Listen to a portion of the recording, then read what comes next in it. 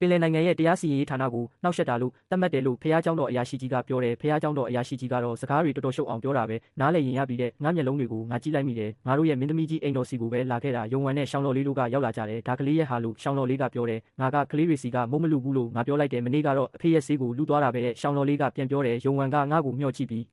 ဒီရေစမ်းတက်တဲ့လက်စွပ်ကိုကင်ထားတဲ့ငါမျက်လုံးတွေကအပြာရောင်တောက်သွားတယ်ဖះเจ้าတော်အရာရှိကြီးကတော့အမှုစစ်ဆေးရင်လူတွေကိုလေပင်ကွင်းအရင်ဝတ်ပေးတာကြိုက်တယ်ထင်ပါရဲ့ငါခန္ဓာကိုယ်ထဲမှာပင်လယ်ဝိညာဉ်အပိုင်းအစတွေရှိနေတယ်ပြီးတော့ဒီရေအမတ်သားတွေလည်းရှိနေတယ်လို့သူကပြောတယ်ဒီရေစမ်းတက်တဲ့လက်စွပ်ကအပြင်ကဒီရေစွမ်းရည်တွေကိုဖိနှိပ်ပေးမယ်တဲ့ပင်လယ်ရေနဲ့ကြောက်တုံးပစ္စည်းကငါ့ကိုကူးဆက်ထားလားဆိုတာတေချာအောင်စစ်ဆေးပေးမယ်တဲ့ငါလက်ကောက်ဝတ်မှာလက်စွပ်ကရောက်လာတယ်ငါမှာပြဿနာမရှိရင်ပဲ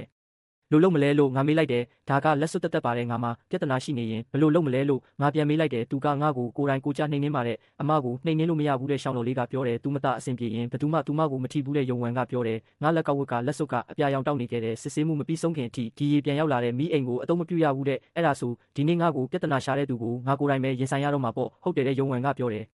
ကောင်းတာပေါ့တချို့လူတွေရှုံးရင်မိအိမ်ကိုအားကိုးပြီးလိန်တယ်လို့ပြောနေမှာကိုရှောင်ရှားနိုင်တာပေါ့ငါအိမ်ထဲကိုပြန်ဝင်လာခဲ့တယ်ငါအမေရဲ့အုတ်ကူဘေးမှာထိုင်နေခဲ့တယ်အမေသမီးပြန်လာတာနောက်ကျသွားတယ်ဒါပေမဲ့သမီးပြန်လာခဲ့ပြီးငါအသက်တာကိုတော့ဖွင့်လိုက်တယ်အထဲမှာစာလိပ်တစ်ခုရှိနေခဲ့တယ်ငါစာလိပ်ကိုထိလိုက်တော့စာလုံးတွေကထွက်ပေါ်လာတယ်ဒီကြောက်ခဲလူချန်ရွက်ကမင်းသမီးကြီးရဲ့နောက်ဆုံးမှကြားချက်အရသမီးဖြစ်သူလူမင်းကြီးကိုအရွယ်ရောက်တဲ့အထိကာကွယ်ရမယ်ပိုင်ဆိုင်မှုတွေကိုတိမ့်ပိုက်ခြင်းသူ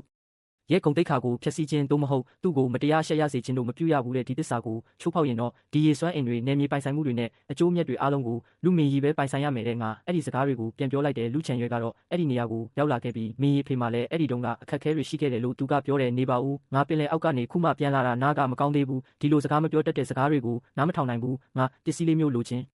တဲ့လင်းချောင်းရွက်မျိုးရိုးစင်ဆက်မှတ်တမ်းတွေကတမီးကြီးဆုံးရဲ့အဆင့်တန်းဂူလင်ချွန်ပေးဖို့ရှိတဲ့1860ကျပ်တန်ဝိညာဉ်ကြောက်တုံးပြီးတော့လူဝံရန်လူယူသွားတဲ့အဓိကအတန်းရဲ့နေရာရှုရွံရဲ့နေရာကတော့ဒီရေမတ်သားကိုကျော်လွန်တဲ့ဥပဒေရှိပြီးသားပါမင်းပြောတာနဲ့ချက်ချင်းရက်တန့်သွားမှာမဟုတ်ဘူးလို့လူချန်ရွက်ကပြောတယ်ငါမျက်လုံးထဲမှာဆိုတဲ့စာလုံးကပေါ်လာတယ်မျိုးနွယ်ကပင်လယ်နိုင်ငံရဲ့တရားဥပဒေစာရွက်စာတမ်းတွေတက်ဆင်ပစ္စည်းတွေနဲ့မိအိမ်ခွန်တွေကိုစီမံခန့်ခွာ